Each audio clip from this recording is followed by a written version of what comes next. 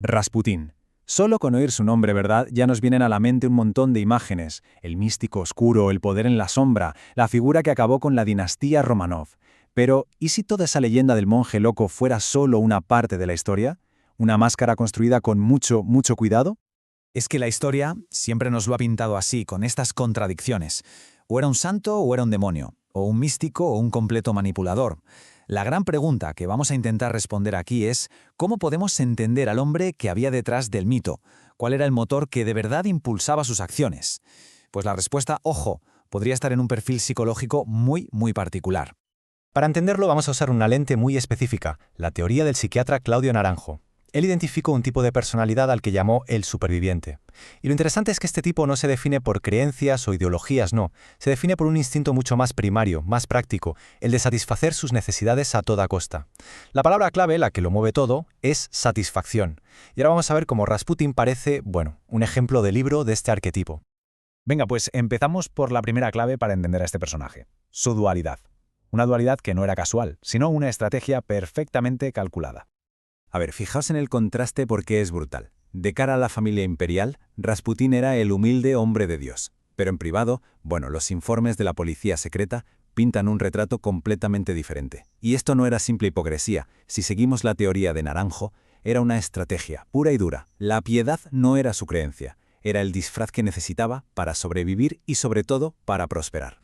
Es que las propias palabras de Naranjo lo clavan. Aquí no se trata de moralidad, de si algo está bien o mal. Se trata de efectividad, de si funciona. Y para un campesino sin educación como él, la fachada de místico era la herramienta perfecta para colarse en los círculos más altos del poder. Era, ni más ni menos, una estrategia de supervivencia. Vale, pero ¿cómo funcionaba esto en la práctica? Si el objetivo principal es la supervivencia, el método es muy simple. Satisfacer necesidades. Las suyas, por supuesto, y también las de los demás, siempre de la forma más directa y pragmática que exista. Este número lo dice todo, 50.000 rublos. Los archivos de la policía secreta están llenos de sobornos, pero esta cantidad, por un solo contrato, nos da una idea de la escala a la que se movía. Está claro que Rasputín no era ni un reformador social ni un revolucionario. Era, como dice Naranjo, alguien que sabe cómo hacer negocios. Es que uno se podía hacer una idea de su método con solo echar un vistazo a su sala de espera. Era un auténtico microcosmos de la sociedad rusa, un mercado de favores. Allí se mezclaban todos, empresarios, aristócratas, campesinos, judíos, hasta monjas. No importaba la ideología o la clase social, lo único que tenían en común era una necesidad. Y Rasputín era el intermediario que podía satisfacerla, claro, por el precio adecuado. Así que el punto crucial es este. El poder de Rasputín no se basaba en ninguna causa política o espiritual. Era una red puramente de transacciones.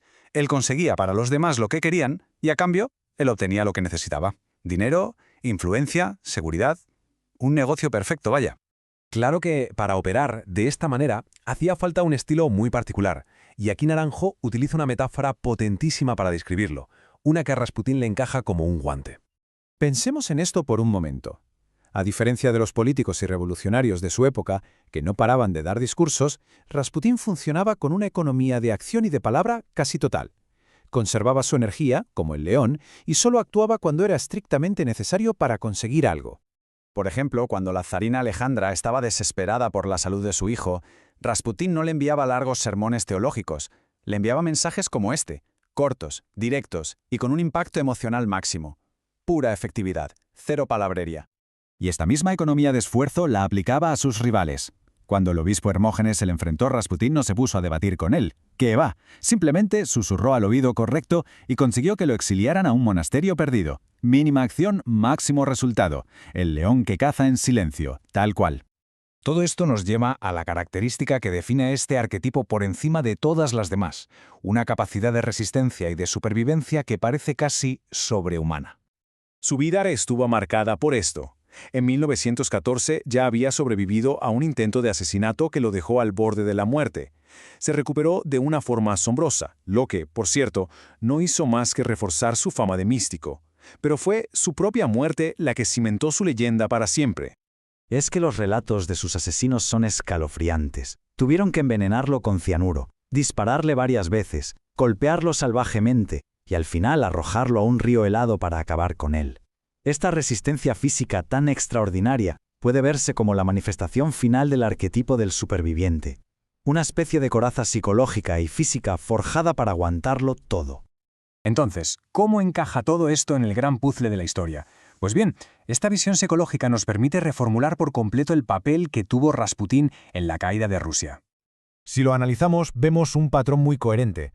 Su oposición a la Primera Guerra Mundial no era pacifismo, era un cálculo pragmático. Si el régimen caía, él caía con él. Nunca intentó cambiar el sistema, al contrario, lo utilizó.